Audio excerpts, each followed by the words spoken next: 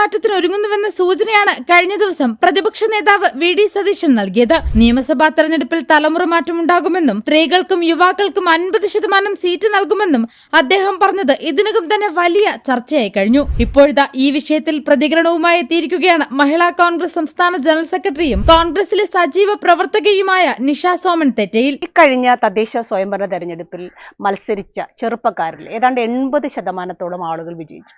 അതുപോലെ തന്നെ മാധ്യമങ്ങളിൽ നിറഞ്ഞു നിന്ന ആളുകൾ എന്ന് പറയുന്നത് സ്ത്രീകളാണ്.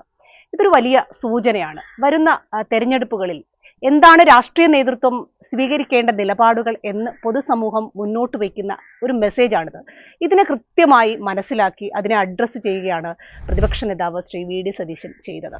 തീർച്ചയായിട്ടും ഒരു വനിതാ രാഷ്ട്രീയ പ്രവർത്തക എന്ന നിലയിൽ അതിനെ ഹൃദയപൂർവ്വം സ്വാഗതം ചെയ്യുന്നു.